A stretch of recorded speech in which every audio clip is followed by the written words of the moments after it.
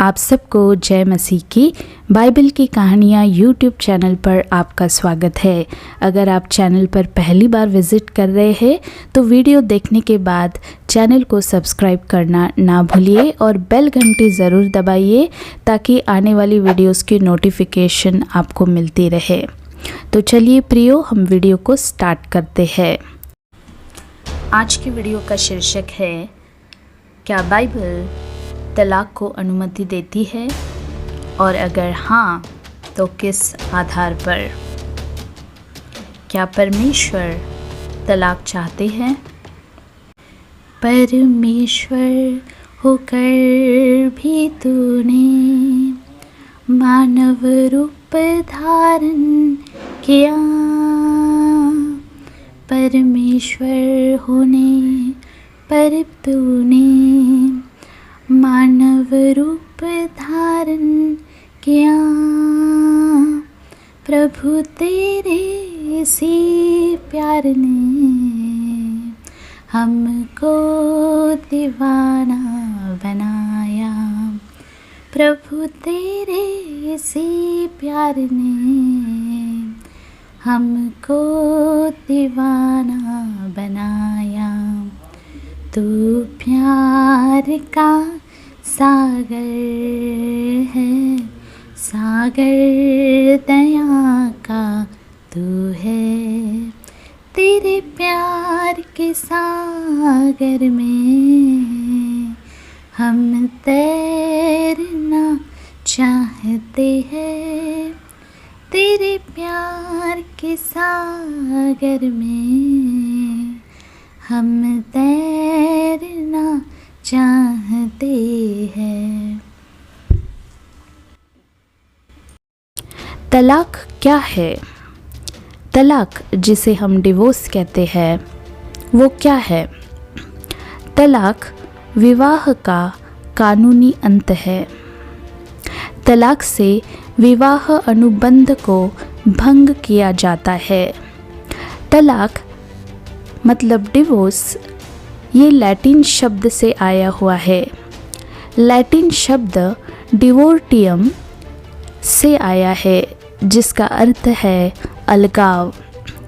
सभी वर्षों और सभी क्षेत्रों में तलाक की औसत दर प्रति 1000 विवाहित लोगों के लिए 4.08 तलाक थी।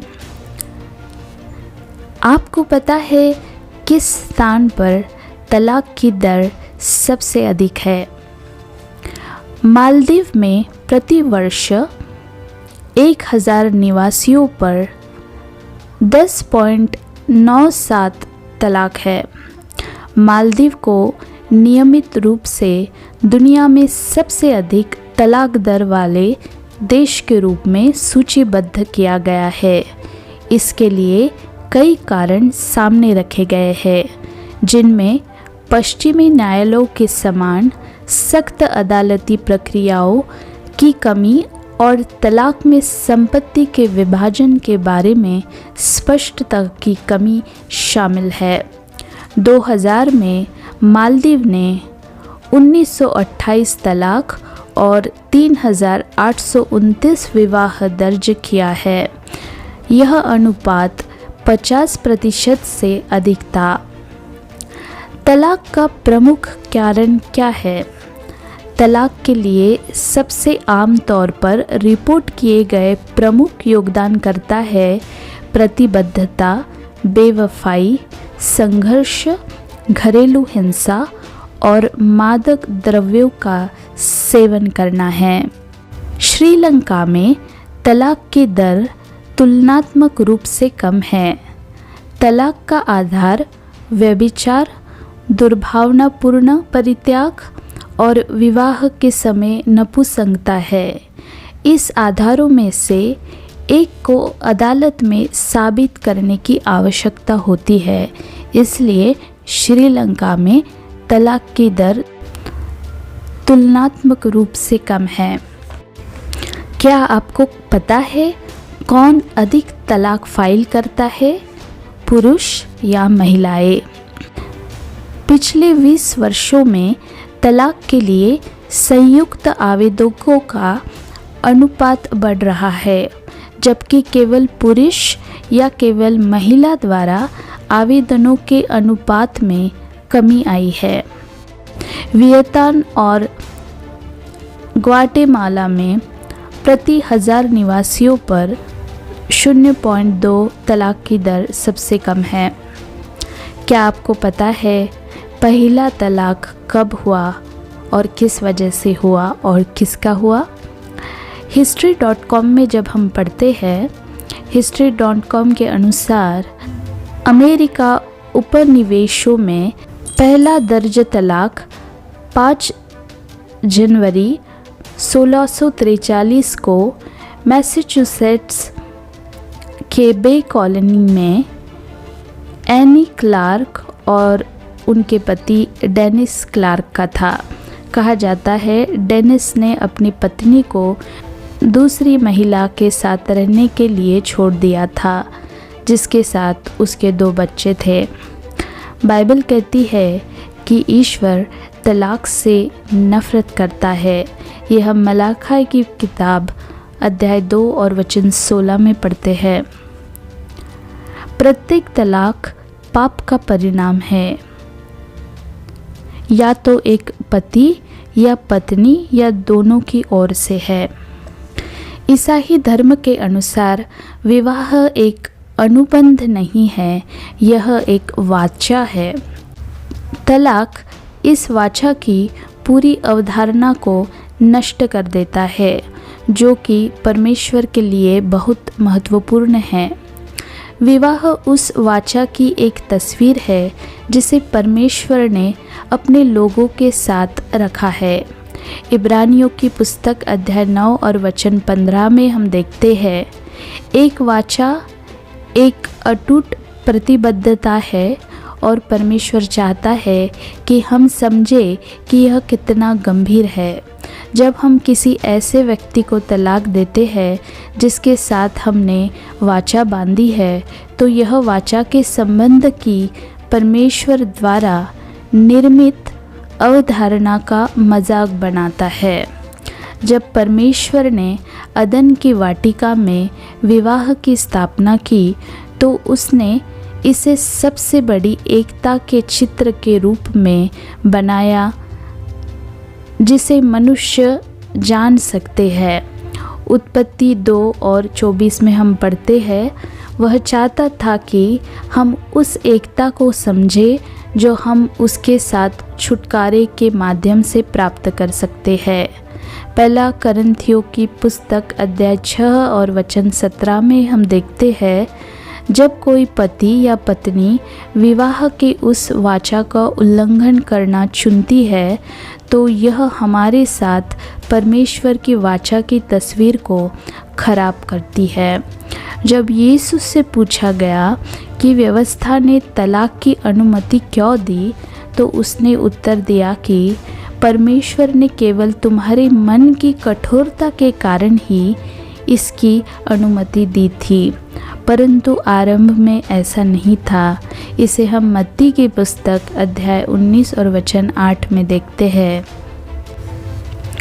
परमेश्वर ने कभी भी तलाक को मानवीय अनुभव का हिस्सा बनाने का इरादा नहीं किया था, और जब हम अपने दिलों को कठोर करते हैं और एक वाचा को तोड़ते हैं जिसे उसने बनाया है, तो यह उसे दुखी करता है। इतने सारे ईसाई विवाह तलाक में क्यों समाप्त होते हैं? इसका मुख्य कारण है क्षमा न करना। कहा जाता है कि अमेरिका में लगभग हर 36 सेकंड में कहीं न कहीं तलाक होता है। तलाक के लिए बाइबल के 2 आधार हैं। पहला आधार जो दिखाई दिया है वो है अवैध व्यभिचार, और दूसरा एक अविश्वासी अपने साथी से विदा होना चाहता है।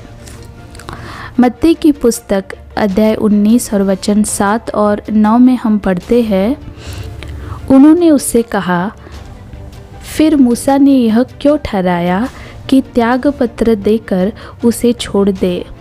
उसने उससे कहा, मूसा ने तुम्हारे मन की कठोरता के कारण तुम्हें अपनी पत्नी को छोड़ देने की आज्ञा दी, परंतु आरंभ से ऐसा नहीं था। और मैं तुमसे कहता हूँ कि जो कोई व्यभिचार को छोड़ और किसी कारण से अपनी पत्नी को त्यागपत्र देकर दूसरी से विवाह करे तो वह व्यभिचार करता है, और जो उस छोड़ी हुई से विवाह करे वह भी व्यभिचार करता है। और जो कोई व्यभिचार को छोड़ दूसरे कारणों से छोड़ी हुई पत्नी से विवाह करता है, क्या वह सच में पापी ठहरता है उससे शादी कर या क्या परमेश्वर उस विवाह को शापित ठहराएंगे?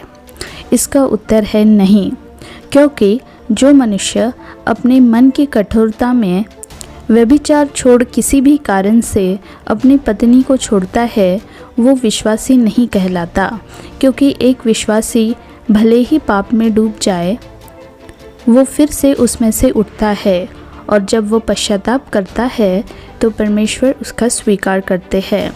और जो पश्चाताप नहीं करता और अपनी मन की कठोरता में रहता है और अपनी बीवी से अलग हो जाता है, वो अविश्वासी के बराबर होता है, और उसकी छोड़ी हुई पत्नी को परमेश्वर अनुमति देते हैं कि वो दूसरा विवाह कर सकती है।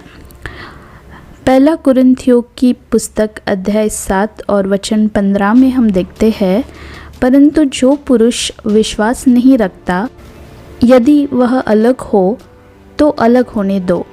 ऐसी दशा में कोई भी भाई या बहन बंधन में नहीं है। तो यहाँ पर हम ये सीखते हैं कि अगर कोई अविश्वासी अपनी पत्नी से अलग रहना चाहता है, उसे छोड़ के दूसरा विवाह करता है, तो उसकी पत्नी किसी भी बंधन में नहीं रहती और वो दूसरा विवाह कर सकती है। वचन 13 और 14 में हम पढ़ते हैं, जिस स्त्री का पति विश्वास न रखता हो और उसके साथ रहने से प्रसन्न हो, तो पत्नी के कारण वह पवित्र ठहरता है, नहीं तो तुम्हारे बाल बच्चे अशुद्ध होते हैं। पहला कुरिन्थियों की पुस्तक अध्याय 7 और वचन 39 में हम देखते हैं, जब तक किसी स्त्री का पति जीवित रहता है तब तक वह उससे बंधी हुई है, परंतु यदि उसका पति मर जाए तो जिससे चाहे वह विवाह कर सकती है, परंतु केवल प्रभु में। तो अगर आपके जीवन साथी की मृत्यु हो चुकी है तो आप दूसरा विवाह कर सकते हो। परमेश्वर चाहते हैं कि आप मेल मिलाप से रहें, एक दूसरे को क्षमा करें और नई ज़िंदगी शुरू करें। और अगर आपका विवाह होने के बाद भी आपके संबंध खराब हो जाते हैं और आप अपने जीवन साथी से विभक्त हो जाते हो, फिर भी आपको हिम्मत हारनी नहीं चाहिए। भले ही आपने तलाक दे दिया हो, आपको अपनी शादी के लिए आशा और उत्साह होना चाहिए। आपने अतीत में जो निर्णय लिया है वह आपको भविष्य में विवाह करने के लिए अयोग्य नहीं ठहराता है। आपको नए अवसरों की तलाश में मजबूत, शक्तिशाली, प्रेरक होना चाहिए। हर तलाक का कारण कठोर मन है। कोई भी स्थायी विश्वासी कभी नहीं कह सकता कि मैं हृदय से प्रतिबद्ध होना चाहता हूँ। आपके पास यह रवैया होना चाहिए कि मैं सुलह, जिसे हम रिकन्सिलेशन कहते हैं, का व्यक्ति बनना चाहता हूँ। आशा करती हूँ इस कहानी का संक्षिप्त विवरण आपको मिला होगा। मिलते हैं एक नई कहानी के साथ। अगर आपने बेल घंटी दबाई नहीं है तो बेल घंटी ज़रूर दबाइए ताकि आने वाली वीडियोस की नोटिफिकेशन आपको मिलती रहे। वीडियो देखने के लिए आपका धन्यवाद। आप सबको जय मसीह की।